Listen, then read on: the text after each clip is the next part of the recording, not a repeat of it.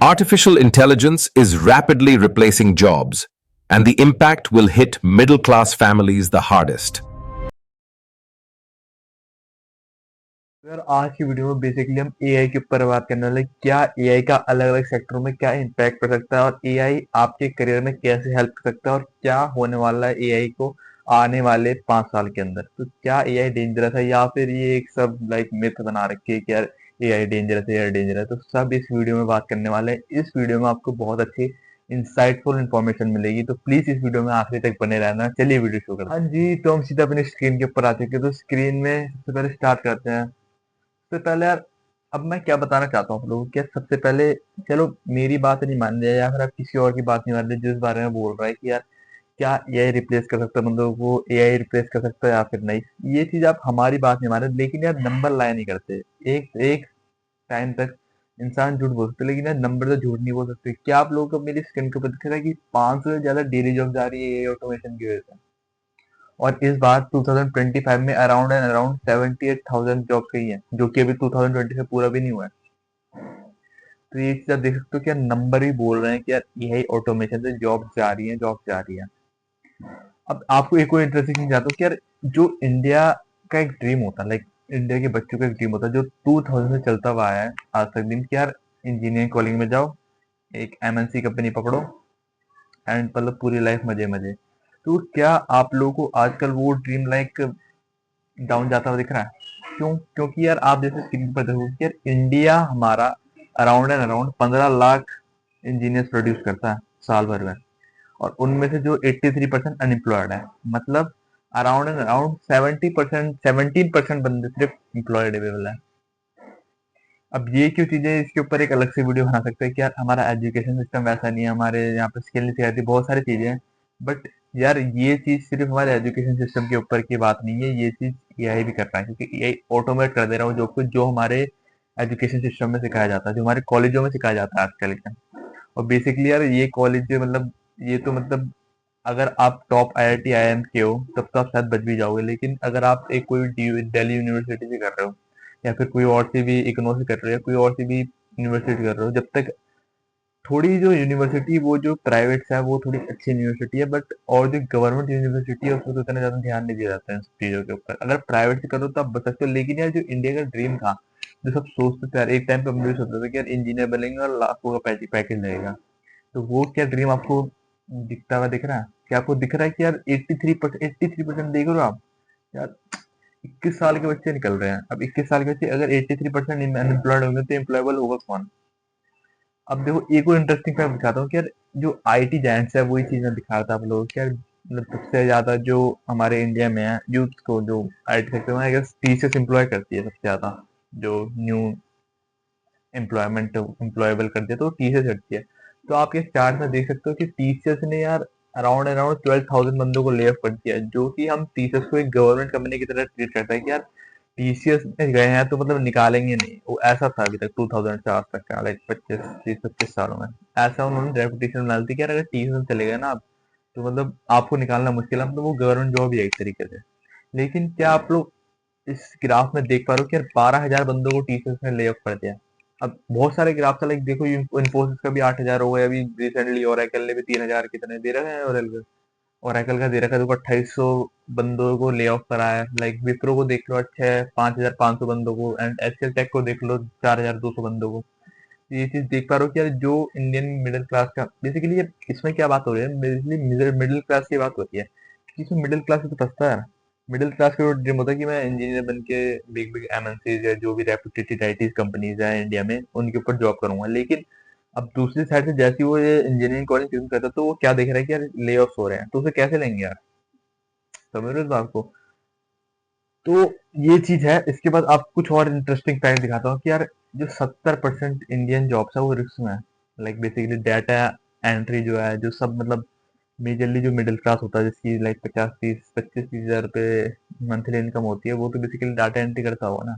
जैसे कि M x XL ये सब चीजें छोटी मोटी चीज सीख के जो बंदे मतलब पढ़ नहीं पाते, जो पढ़ना भी नहीं चाहते, वो सब एम एक्स एक्सएल सीख के कहीं जॉब में लग जाते हैं 15-20 हज़ार रुपए की। आपने देखो अपने आसपास कोई जो यंगस्टर है वो भी लग जाते हैं। तो उसमें क्या आप देख पा रहे हो कि डाटा एनालिस्ट की, सॉरी डाटा एंट्री की जो जॉब है वो 95% रिस्क में है। और उसके बाद कस्टमर केयर, ये भी देखा होगा मैंने, कॉल सेंटर्स में जो लोग लगते हैं उनकी भी क्या जॉब 80% तक रिस्क में है। कंटेंट राइटर यार, सब यूट्यूब वीडियो बना रहे हैं, मैं भी हूँ उनमें से, ठीक है। तो सब यूट्यूब वीडियो बना रहे हैं, सबको यार बनना है कि हम यूट्यूब वीडियो बनाएंगे, ये सब वो चीज करेंगे, क्या उनकी भी जॉब 75% रिस्क में है। तो मैं अपना बताऊँ आज के टाइम पे, तो मेरा जो यूट्यूब में ये सब चीजें कंटेंट बना रहा हूँ, तो इसमें से 90% तो नहीं, 70 से 80% काम एआई करता है, सब कुछ एआई करता है, ठीक है। तो आपको थंबनेल दिख रहा होगा, ये प्रेजेंटेशन ये सब एआई बना रहा है। अब इसके बाद चलते हैं फाइनेंशियल एनालिस्ट, जो कि है मतलब कह सकते हैं सबके सब जो भी फाइनेंस एनालिस्ट है उनकी भी क्या 65% जॉब रिस्क में है। क्या यार एचआर ब्रो, ह्यूमन रिसोर्स, क्या उसकी भी 60% रिस्क में है जॉब। ये चीज देख पा रहे हो कि डेटा को आप समझ पा रहे हो कि जो बेसिकली, चलो इन आखिरी की तीन को तो छोड़ो, तो मैं पहले की दो की बात कर रहा हूँ, क्योंकि इन्हीं में दो जो मिडिल क्लास है जो ज्यादा नहीं पढ़ पाते, लाइक जो सोचते हैं कि यार क्या करनी पड़े पड़े, वो इन दोनों में तो फंस जाते हैं। एक डाटा एंट्री मिल जाएंगे और आपको एक कस्टमर सर्विस में मिल जाएंगे, कस्टमर सपोर्ट सर्विस में। पर लेकिन अब क्या है देखो, कस्टमर सपोर्ट सर्विस का तो मैं भी बता सकता हूँ, क्योंकि मैंने भी एक अपना यही वॉइस असिस्टेंट बनाया है। लाइक कस्टमर सर्विस में ये तो होता है ना कि कॉल करता था, वो कॉल उठा के उसके सपोर्ट देना पड़ता है उसे, मतलब आंसर देना पड़ता है उसके क्वेश्चन का। तो ये चीज तो यही भी कर सकता है, क्योंकि सेम ही तो क्वेश्चन होते हैं सबके। अगर कोई कॉल सेंटर में किसी को बिठा रखा है तो सेम ही तो क्वेश्चन होंगे सबके। ऐसा तो नहीं है कोई, हाँ अगर कोई अलग क्वेश्चन है तो उसके लिए एक दो बंदे बिठाओ, लेकिन बट जहाँ 10 बंदों की रिक्वायरमेंट थी वहां सिर्फ एक दो बंदों की रिक्वायरमेंट हो गई है ना, क्योंकि और काम तो यार एआई वॉइस असिस्टेंट बना के कर सकते हो आप लोग। जो मैंने भी वॉइस असिस्टेंट बनाया उसकी मैं जल्दी वीडियो लाऊंगा, शायद इस साल तो नहीं आ पाएगी, अगले साल ही आएगी, क्योंकि वो अभी पूरे तरीके से रेडी नहीं है जिसको मैं आप लोगों को दिखा पाऊँ। अब उसके बाद आप लोग इस फील्ड में देख पा रहे हो कि यार 1 लाख से ज्यादा ग्लोबली, 1 लाख से ज्यादा टेक जॉब जो कि सबसे सेफेस्ट मानी जाती थी 2000 से आज तक, 25 सालों में सबसे सेफेस्ट जॉब हो गई थी। क्या आप देख पा रहे हो कि यार उसमें 1 लाख से ज्यादा ले ऑफ हुए हैं ग्लोबली, देख रहे हो। तो यार अब इसमें यार मैं ऐसा नहीं कह रहा कि छोटी छोटी कंपनीज कह रही है, यार बड़ी बड़ी कंपनीज ये देखो ना, माइक्रोसॉफ्ट ने 15,000 बंदे ले ऑफ करे, इंटेल ने 20% अपनी ले ऑफ कर दिया वर्कफोर्स। समझ रहे हो, आपकी छोटी बात है 20% बंदों को ले ऑफ करना, नहीं है ना छोटी बात। तो वो इंटेल ने कर दिया। मेटा को देखोगे उनकी मल्टीपल राउंड हो जाते हैं, अमेजोन की भी न्यूज आती रहती है कि यार आज ये ले ऑफ कर दिया, जितने हजार ले ऑफ कर दिए। तो यार ग्लोबली आप देखोगे कि यार आईटी सर्विस का जो सबसे पहले, क्योंकि ये सबसे ज्यादा इनोवेशन भी आईटी में होता है, सबसे ज्यादा डिस्ट्रक्शन भी आईटी का होता है जब अगर कोई नई टेक्नोलॉजी आती है, क्योंकि सबसे ज्यादा आईटी को इम्पैक्ट करती है, फिर धीरे धीरे और इंडस्ट्री की तरफ बढ़ती है। तो अगर आपको किसी का भी मतलब सिग्नल लेना है कि यार क्या ये सब चीजें हो सकती है, तो यार आईटी ही सबसे बेस्ट वो होता है पॉसिबल है, कि आप मतलब किसी से भी वो ले सकते हो अगर आपको जानना है कि क्या होगा आने में। अब देखो यार, इसमें मैंने एक और चीज के ऊपर फोकस किया कि यार मिडिल क्लास का करियर क्या है। क्या ये प्रोजेक्शन दिखा रहे हैं कि 2030 तक क्या 1 मिलियन मतलब 10 lakh jobs around and around जाएगी मिडिल क्लास की हर साल, जो कि अभी अराउंड है हमारी कितने हैं, मतलब 2 लाख से भी कम है। 2 लाख से भी कम है। क्या आप देख पा रहे हो आने वाले 5 साल में क्या 5 एक्स को जॉब जाने वाली है, समझ रहे हो। तो यार यही चीजें और बहुत सारी चीजें ब्रो, लाइक ये सब चीजें मैंने आपको दिखा दी कि कैसे कितना कितना परसेंट ऑटोमेट हो सकता है 2027-28 मेरे ख्याल से, चलो खैर के चलो तो 2030 तक, बेसिकली। तो यार इसके बाद अब क्या चीज आती है कि क्या क्या ट्रेडिशनल स्किल्स है हमारे पास, और क्या क्या जब एआई आएगा तो वाली स्किल्स हमें सीखनी पड़ सकती है। सबसे पहले तो मैनुअल डाटा प्रोसेसिंग, वही चीज यार, डाटा एनालिस्ट भी बोल सकते हैं, डाटा एंट्री भी बोल सकते हैं, यार डाटा पड़ा हुआ है इसे हमें वो कर दो, प्रोसेस करके बताओ कि हमें क्या आ रहा है। पहले तो एआई भी कर सकता है, मतलब बहुत सारे टूल्स आ गए हैं, लाइक कोपायलट ही उन्होंने वो कर दिया डाटा एनालिस्ट के लिए। अगर माइक्रोसॉफ्ट का डाटा है तो लाइक पूरा प्रोसेसिंग करके अलग से आपको डाटा दे देगा कि यार इसका मतलब इंटरप्रिटेशन दे देगा आपको पूरी वो कि यार ये समरी में ये चीजें हैं, ठीक है। अब उसके बाद यार क्या बहुत सारी चीजें यार, रूटीन फाइनेंशियल एनालिस्ट यही काम है कि जाओ न्यूज़पेपर देखो ये वो करो, तो ये सब तो ये रिप्लेस कर सकता है। अब एआई स्किल में क्या, एआई एरा में क्या स्किल्स रिक्वायर्ड होगी वो देख लेते हैं जरा। सबसे पहले तो एआई एंड एमएल तो चलो यार टॉप के ही है, ये तो मतलब जो साइंस बैकग्राउंड से भी कह सकते हैं। उसके बाद data scientist and data analytics, जो कि एक अच्छी जॉब है आज के टाइम पर, और बहुत ज्यादा ग्रोइंग सेक्टर हो रहा है इसका भी। क्रिएटिव प्रॉब्लम सॉल्विंग, वो चीजें तो मतलब सभी बोलते हुए आ रहा है, creative problem like problem solving वाला बंदा बनो, ठीक है। ह्यूमन एआई कोलैबोरेशन, तो ये सबसे ज्यादा जरूरी होगा कि यार ह्यूमन के साथ एआई कोलैबोरेशन जब तक एजीआई नहीं आता। अगर एजीआई आ जाएगी तो फिर तो हम सब एक ही साथ मिलेंगे चाय की टपरी पे, ठीक है। जब तक वो नहीं आता, नहीं तो तब तक तो करते रहो जो काम करते रहो, ठीक है। तो उसके बाद जो है 17% जो हो गए हमारे ले, वो सॉरी 17% बंदों का स्किल है, मेरे हिसाब से 17% नहीं है, ये मेरे से 5% बंदे हैं जिनके पास रिलेटिव स्किल है, क्योंकि कुछ चीजें इसने एक्सप्लोर की हुई है, कैसे जिन्होंने कॉपरेट का डेटा लिया है। बेसिकली तो पूरे वर्ल्ड में देख लो ना यार, मतलब 5-6% ही होंगे जिनको पता होगा कि ये के बारे में अच्छा खासा, तो मतलब क्या 83% वर्क फोर्स क्या आज भी लाइक स्किल्स में लैक कर रही है। हाँ, इंडिया में तो कर रही है ना। क्या इसके बाद क्या कंज्यूमर स्पेंडिंग में भी आएगा क्या? हाँ, क्योंकि इंडिया में यार कंज्यूमर बेसिकली इंडिया सबसे ज्यादा बड़ा सेक्टर कौन सा था? आईटी सेक्टर था ना, जो सबसे ज्यादा पैसा खर्च कर रहा था, क्योंकि जॉब आने पिछले 25 सालों में जॉब किसको मिल रही थी? आईटी वालों को तो मिल रही थी जॉब, सॉफ्टवेयर इंजीनियर, उन्हीं की तो हाई प्राइस रहे थे, उन्हीं की तो कंज्यूमर स्पेंडिंग बढ़ी है। लेकिन अब क्या देख रहे हैं हम कि आईटी सेक्टर वाले भी जॉब ले ऑफ कर रहे हैं। तो इसका मतलब क्या है, क्या क्या कंज्यूमर स्पेंडिंग में कम होगी? हाँ, क्योंकि आईटी सेक्टर वाले ले ऑफ हो रहे हैं, वही तो सबसे ज्यादा कंज्यूमर स्पेंडिंग कर देते हैं। बैंगलोर हो गए, मुंबई, दिल्ली, ये सभी तो करते थे सबसे ज्यादा कंज्यूमर स्पेंडिंग। तो अब आईटी वाले जैसे यार, बैंगलोर जैसे आईटी हब है हमारा इंडिया का, हमारा नहीं इंडिया का आईटी हब है। तो उसमें क्या आईटी सेक्टर वाला क्या टेक हब है? अब टेक हब से क्या आईटी सेक्टर की जॉब जा रही, तो ये कंज्यूमर स्पेंडिंग कम होगी? हाँ यार, क्योंकि आईटी सेक्टर सबसे ज्यादा लाइक पैसे देता था, सबसे ज्यादा कंट्रीब्यूट करता था हमारी जीडीपी में। देख लो अब यहाँ पे 7.5% आईटी सेक्टर कंट्रीब्यूट करता है हमारी जीडीपी में, और आईटी सेक्टर में ले ऑफ हो रहे हैं, मतलब कंज्यूमर स्पेंडिंग कम होगी क्या? अराउंड एंड अराउंड हमारे 50 लाख जो है वाईटी सेक्टर के जो वर्कर्स हैं, क्या वो अभी अनसर्टेन, उन्हें पता नहीं है जॉब कहाँ जाएगी हमारी? कल किसी को भी नहीं पता यार, क्या कुछ भी हो सकता है। एजे आ गया तो सब भगा देंगे, बोलेंगे जाओ बढ़ जाओ, हमारा काम एजे एजे कर रहा है। तो अगर यार आपको भी जो मैं एजे एजे बोल रहा हूँ समझ में नहीं आता, तो उसका मतलब होता है आर्टिफिशियल जनरल इंटेलिजेंस। अगर इसके ऊपर पूरी वीडियो चाहिए तो आप कमेंट में लिख सकते हो एजे है, तो मैं इसके ऊपर वीडियो लाऊंगा। तो यार अब कैसे इकोनॉमी को वो करता है? अब देखो मैं फाइनेंस का बंदा, तो मैं इकोनॉमी ले ही आऊंगा इसमें जैसे तैसे, ठीक है, क्योंकि है काम, वही काम है, तो मैं इकोनॉमी ले ही आऊंगा। आप चाहे जो मर्जी कर लो, मैं एआई के ऊपर बना रहा हूँ, एजुकेशन वीडियो बनाऊंगा, किसी भी चीज के ऊपर बनूंगा, इकोनॉमी ले ही आऊंगा, क्योंकि काम हुआ। तो यार क्या सबसे ज्यादा कौन खरीदता था? जो आज के लिए गुड़गांव में फ्लैट बन रहे थे, मुंबई में फ्लैट बन रहे थे लाइक, और टीयर 2 सिटीज पुणे, इंदौर, इन सब चीजों में जो फ्लैट बन रहे थे, कौन ले रहे थे यार? वही तो ले रहे थे जो एमएनसी में काम करते थे, या फिर जो एक टॉप आईटी जायंट्स में काम करते थे। अब उन्हीं की वो नहीं बची, तो क्या रियल एस्टेट मार्केट में क्या इफेक्ट पड़ सकता है इसमें? हाँ, क्यों? क्योंकि आईटी सेक्टर यार, समझो मेरी बात को यार, कि आईटी सेक्टर है, अगर आईटी सेक्टर में वो होगा तो पूरी इकोनॉमी में वो करेगा, क्योंकि यार अराउंड अराउंड 7.5% है, तो मतलब कितने बड़ा चंग है। 7.5% बहुत बड़ा वो होता है भाई नंबर। आईटी सेक्टर में अगर इफेक्ट पड़ेगा इसका, तो यार क्या इकोनॉमी में इफेक्ट पड़ेगा? हाँ, क्योंकि रियल एस्टेट में इफेक्ट पड़ेगा, हाँ, स्टॉक मार्केट में इफेक्ट पड़ेगा। पढ़े लिखे वही तो होते हैं, वही तो लगाएंगे स्टॉक मार्केट में, वो तो न लगाएगा जो वहां पर रिक्शा चलाता था, ठीक है। तो उसके बाद क्या ऑटोमोबाइल में भी पड़ेगा इनफैक्ट, क्योंकि फिर वही चीज दे रहे हैं यहाँ पे कि ऑटोमोबाइल में क्यों पड़ेगा, क्योंकि गाड़ियां तो वही लेते हैं ना जिसका पैसा है, जो आईटी सेक्टर में काम करता है वही तो लेगा गाड़ी, हम थोड़ा ना लेंगे। मतलब जो बाहर रिक्शा से चला रहे हैं वो थोड़ा लेंगे। तो अब इससे क्या बात समझ आ रही है क्या? जो चीज जिसको गवर्नमेंट लाइक वो करती है, क्या बोलते हैं,